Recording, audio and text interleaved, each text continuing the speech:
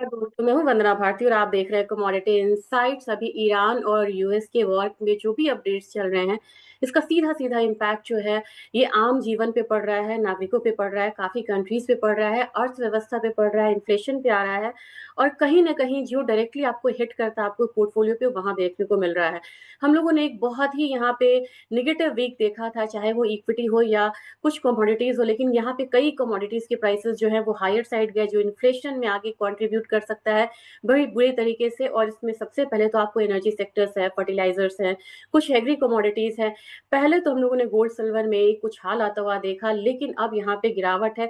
लेकिन गिरावट भी यहाँ पे मतलब कि बहुत बड़ी गिरावट नहीं है। और यहाँ पे ये दोनों मार्केट भी तैयार बैठी हुई है एक बार फिर से बाइंग के लिए। तो समझेंगे कि फिजिकल मार्केट जो है ये एनर्जी और बुलियन काउंटर पे कैसे यहाँ पे इम्पैक्ट डाल रहा है। और साथ में यहाँ पे शेयर करेंगे कुछ, यहाँ पे मैं दो चार पीपीटी यहाँ पे शेयर करना चाह रही हूँ, जिसकी वजह से आपको पता चलेगा कि एक्चुअल में फिजिकल मार्केट में क्या हो रहा है। अगर आप देखेंगे कि गोल्ड के बारे में, तो दुबई जो है वो गोल्ड का हब है और वहां पे प्रेशर बना हुआ है। ये सेकेंड लार्जेस्ट अपना गोल्ड एक्सपोर्ट का हब है। अब इसकी वजह से क्या हो रहा है कि 20% जो ग्लोबल गोल्ड फ्लोज है वो यहाँ पे मिसिंग है। हम क्रूड की बात तो कर रहे हैं, हम एलएनजी की बात तो कर रहे हैं, लेकिन हम फिजिकल गोल्ड की बात नहीं कर रहे हैं, जिस पे कि बाजार टिका हुआ है। मेजर इनफ्लो जो है वो कहाँ से आता है? वो आपको अफ्रीका से आता है। और ये रिफाइन कहाँ पे होता है? यूनाइटेड अरब एमिरेट्स में होता है। और ये शिप कहाँ पे होता है? ये शिप होता है यूरोप में, एशिया में, वाया दुबई। तो मेजर जो हब है ये यहाँ पे अंडर थ्रेट है।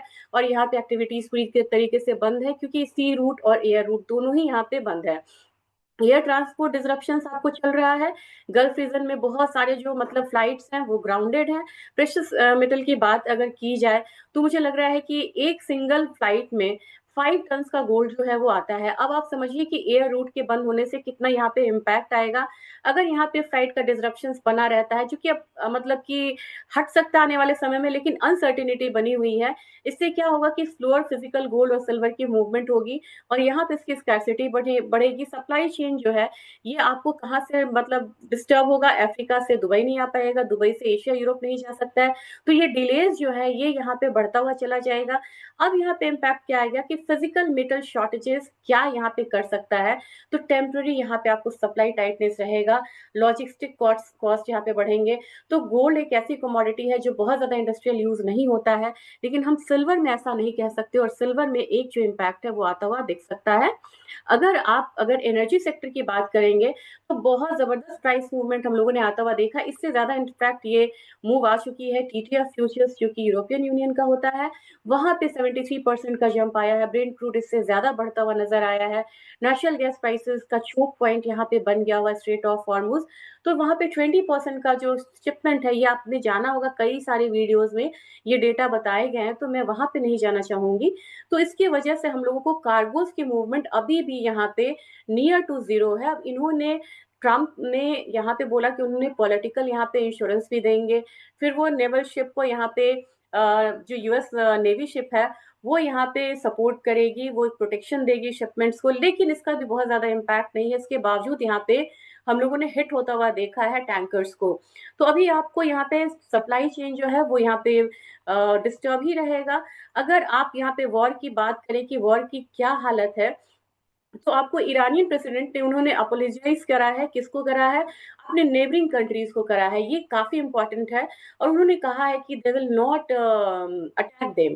तो ये एक राहत की बात है, ये यहाँ पे राहत आ रही है। लेकिन साथ में आपको ये ट्रम्प का ट्वीट आ रहा है, उन्होंने कहा है ट्रुथ सोशल पे कि there will be no deal with Iran except unconditional surrender. तो ये बहुत स्ट्रॉन्ग स्टेटमेंट इनका आ रहा है। और ये 6 मार्च का, इसका जरूर ध्यान रखिएगा, क्योंकि न्यू स्टेटमेंट आएगी तो उसका इम्पैक्ट मार्केट पे पड़ेगा। इसके बाद क्या है कि अब क्या हो रहा है कि इन्होंने ये चीज तो बोल दी, ये उन्होंने अपोलोजाइज किया, लेकिन क्या है कि नया अटैक नहीं होगा। लेकिन स्ट्रेट ऑफ हॉर्मुज अभी भी बंद है, जीरो शिप मूवमेंट है। 82nd एयरबॉर्न जो है फ्लाइट्स हैं वो अभी भी हॉल्ट पे हैं। इसके बाद करिए तो कैरियर, जो यूएस का कैरियर है वो अभी भी वहां पे मतलब कि उस एरिया में है। फिर आप देखेंगे कि दुबई का एयरपोर्ट है, थोड़े देर पहले अपना वहां पे एक हिट हुआ। तो इन सब वजह से देखा जा रहा है कि बोला जा रहा है, लेकिन ग्राउंड रियलिटी बहुत जल्दी यहाँ पे मन ही मतलब कि बदल रहा है। अब ऐसे कंडीशन में क्या हो रहा है कि फरवरी महीने में अगर आप देखेंगे, जो कि मतलब कि अभी रिसेंट महीने का डेटा है, इसमें चाइनीज सेंट्रल बैंक जो हैं उन्होंने अपना जो बाइंग है वो और ज्यादा एक्सटेंड किया है, और लगातार वो 16 महीने तक यहाँ पे बाइंग करते चले जा रहे हैं गोल्ड को के लिए। और ये ऐसा सिचुएशन है जब हर कोई यहाँ पे गोल्ड पे निर्भर कर रहा है सेफ हेवन बाइंग के लिए। तो फॉर द टाइम बीइंग आप यहाँ पे ईटीएफ में फ्लो जाता हुआ देख रहे हैं, आउटफ्लो देख रहे हैं, लेकिन ये रिटेलर्स भी हैं, कुछ इंस्टीट्यूशनल्स हैं जो कि हायर साइड से प्रॉफिट बुक करा है, लेकिन उसके बाद आपको एक अपसाइड मूवमेंट ही यहाँ पे नजर आनी चाहिए। और अगर आप ये डेटा देखेंगे कि गोल्ड और सिल्वर में एलबीएम में क्या यहाँ पे स्टॉक पोजीशंस है, तो स्टॉक पोजीशंस यहाँ पे गोल्ड में भले ही यहाँ पे बढ़ता हुआ नजर आ रहा है, लेकिन सिल्वर में आप यहाँ पे एक डाउनसाइड आता हुआ देख रहे हैं।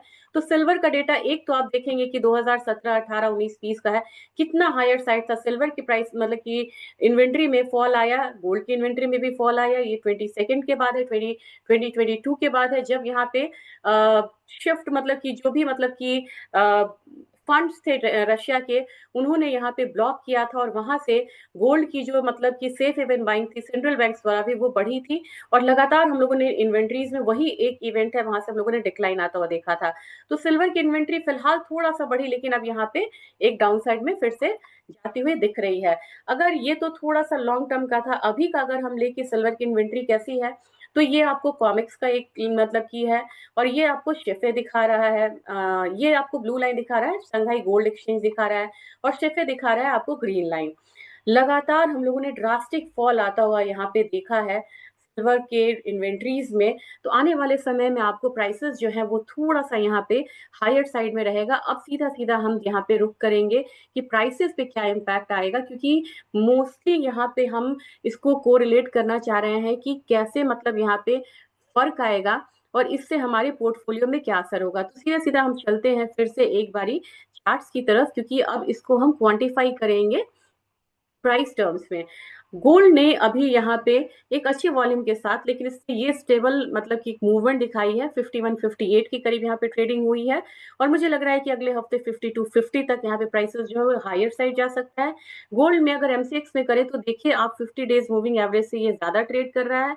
नीचे के साइड आपको 1,58,000 55,000 है, लेकिन अब लग रहा है कि एक जो सेफ हेवन बाइंग है वो वहां पे रिटर्न आ सकती है, और ऊपर में प्राइसेस जो है 1,70,000 से 1,72,000 तक यहाँ पे जो इसने रिसेंट हाई लगाया था वहां तक जाता हुआ यहाँ पे दिख सकता है गोल्ड। क्योंकि आप बोलेंगे ऐसा क्यों, अब यहाँ पे एक डाउन टर्न आपको थोड़ा सा डॉलर इंडेक्स में देखने को मिलेगा, और वो जो बाइंग है क्योंकि शफल हो रहा है पैसा, वो आपको गोल्ड में आता हुआ दिखेगा।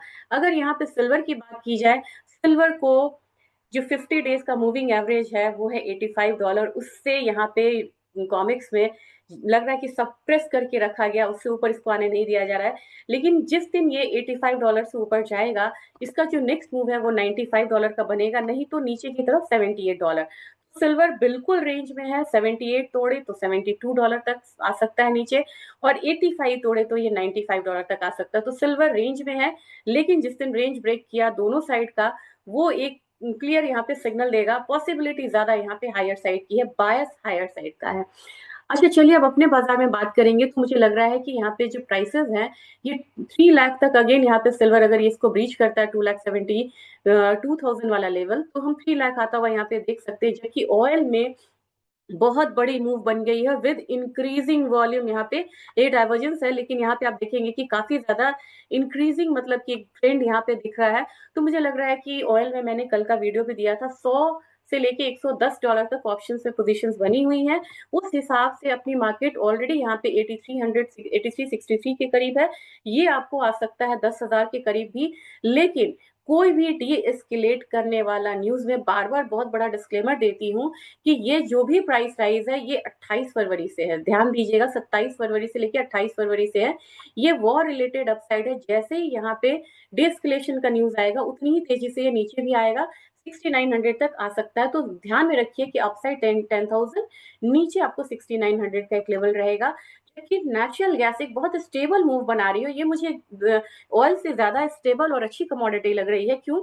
इंक्रीजिंग वॉल्यूम है, छोटे छोटे स्टेप्स के साथ बढ़ रही है, यहाँ पे ये गैदर कर रहा है अपने स्ट्रेंथ को। 3.32 से ऊपर जाता है तो 3.6 का एक लेवल बनेगा। और यहाँ पे जो सपोर्ट है ये लेवल का सपोर्ट है 2.8 का। हमारे मार्केट में मैंने आपको बहुत पहले स्टार्टिंग से मैंने कहा है कि 320 319 वाला लेवल जो है वो आएगा। तो मैं उसको लेके काफी ज्यादा मतलब फर्म हूँ, और मुझे लग रहा है कि जो फ्राइडे की क्लोजिंग है ये नेचुरल गैस के लिए काफी बढ़िया है। यहाँ पे ध्यान आपको नेचुरल गैस पे देना चाहिए कि नेचुरल गैस किस तरीके से यहाँ पे ट्रेड करेगा। तो रिलायबल आपके लिए कमोडिटी, दो काउंटर में से रिलायबल कौन है? गोल्ड कंपेयर टू सिल्वर ज्यादा रिलायबल भी है, जबकि नेचुरल गैस में आपको मूव जो है वो अच्छी मूव यहाँ पे आई है, छोटे छोटे मूव्स आ रहे हैं। तो वॉलेटिलिटी वहां पे थोड़ी सी कम है एज कंपेयर टू क्रूड। संभल के ट्रेड करिएगा, मैं आपको अपडेट्स देती रहूंगी, और कल मैं कोशिश करूंगी कि आप लोगों के ईटीएफ के मतलब जो सवाल है उसके जवाब यहाँ पे देने के लिए। तो वेट जरूर करिएगा और इस वीडियो को ज्यादा से ज्यादा शेयर करिएगा। Thank you.